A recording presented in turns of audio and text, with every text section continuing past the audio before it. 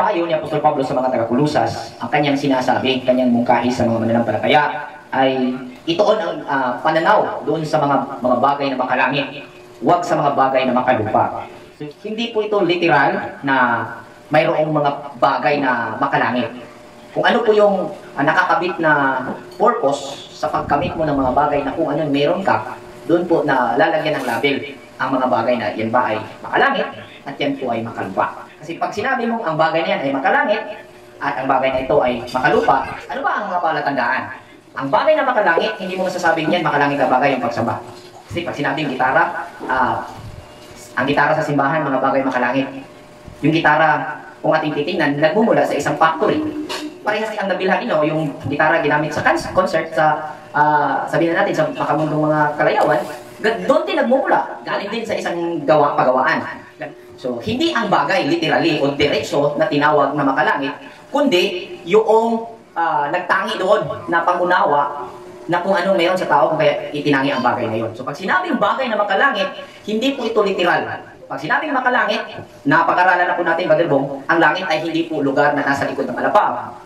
Ang langit ay satisfaction na pakiramdam sa isang tao. At naroon nga si Kristo nakaupo sa kanan ng Diyos nasa langit, which is hindi po ito naroon sa isa itaas, kundi ito ay nasa sa atin. Ang Kristo ay pangunawa, guidance sa tao na ipapadala ng Diyos. Ang Diyos ay ang sistema na naging tahanan natin. At kung ang tao ay total submit sa pagkamatuwid, na nag-submit sa sarili niya bilang servant of righteousness, alipin ang pagkamatuwid, mangyari na ang sistema ay nandoon ang Kristo sa kanan niya bilang priority na iyong makikita habang umaandar ang iyong isipan bilang patnubay ng tao sa journey niya sa buhay.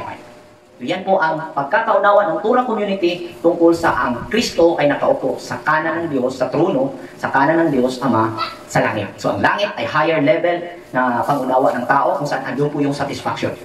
Siyempre, pag sinabing bagay ng mga lupa, tumutukoy po ito sa makasarili. Kumbaga, ang bagay ito akin lamang. So, pag sinabing bagay na makalupa, yung kaligayahan na nadarama ng tao during sa time na na-acquire niya ang bagay na yun, yun ang kanyang ipinipreserve. Itong kasabihan ni Jesus Christ na sino man ang nagnanais na magkaroon ay mawawalan, ay nagsasagawa po ng gaya ng nasabi ko kanina na pagtingin sa mga bagay na makalupa.